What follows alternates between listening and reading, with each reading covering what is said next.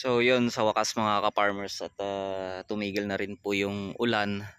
So halos 2 araw po yung magkasunod na ulan dito. Simula po kahapon po ng gabi at kagabi.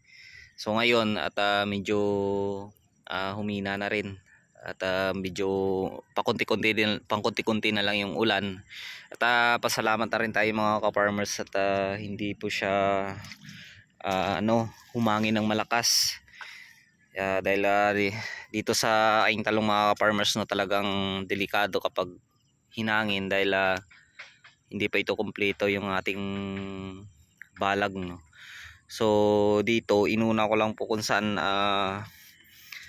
maraming natumba, yun ang inuna ko sa pag-ipit. So ito 2 linya na po ito mga ka-farmers yung inipit ko, tapos dun sa kabila 2 rin. So hindi magkasunod po yung pagkalagay ko ng mga poste at sabay ipit, dahil tinitingnan ko lang po kung saan banda yung may mga natumba, tsaka doon ako inuna sa pag-ipit no. So kahapon schedule nga po sana sa pag-abono at di rin ako nakapag-abono dahil masyadong yung ulan, maya maya umuulan. So masyadong basa po yung kanyang puno. So ngayon dahil gumanda na rin po yung panahon at pwede na ako ngayon mag-abono mga ka-farmers. Yan no. So kasi bukas ay may harvest ako dito no.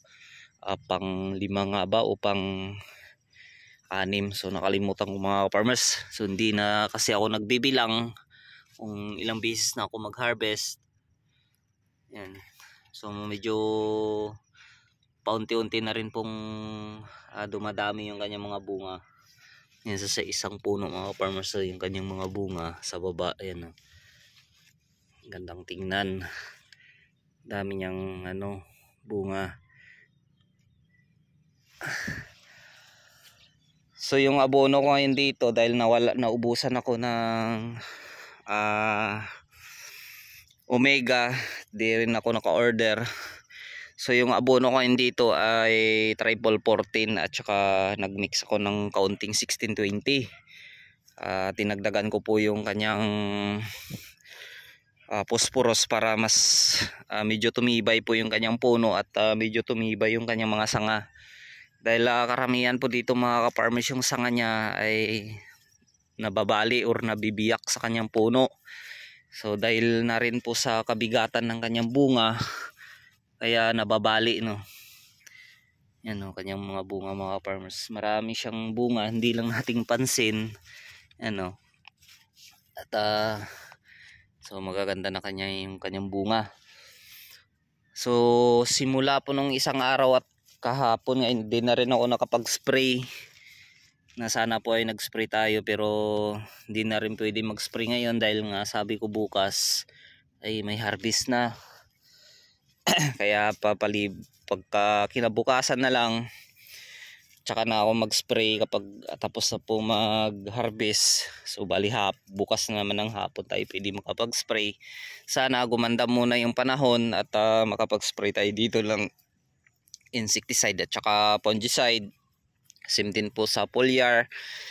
Dahil nga po sa ganitong panahon na laging naulan at kailangan natin maging update sa pag-spray ng fungicide.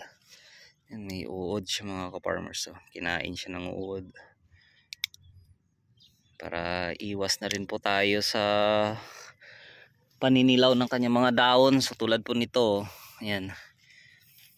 Parang nagkakaroon na po siya ng leaf spot. So kailangan natin na alagaan ito sa fungicide. Grabe yung bunga yung mga ka-farmers. So ayan, sa bunga pa lang nangingitim na yung bunga niya. So kailangan natin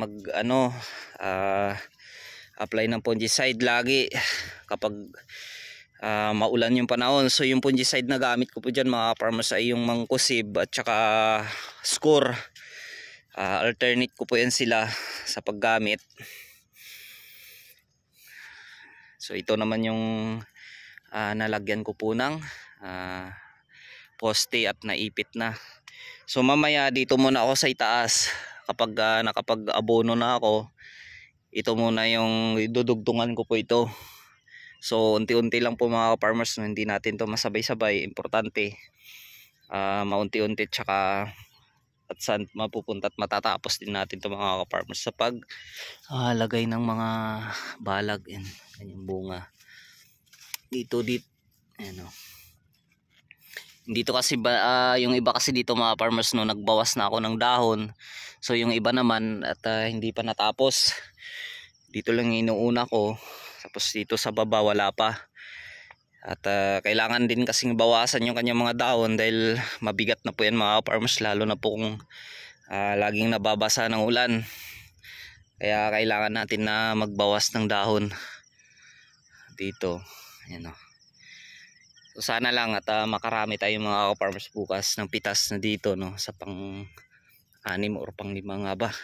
So sa ito na pala, magdadalawang buwan na ito nga yung July 3. So June, June, May kasi ito itinanim. Nag-isang buwan nung June, magdadalawang buwan na po ngayong July. Ito may tama ito siya ng fruit borer mga farmers. So, panigurado na meron pong uod sa loob dito. So bali mag-aabono lang po muna ako mga farmers, no, dahil maganda na po yung panahon. Kahit di po masyadong sikat po yung araw, importante hindi po umuulan.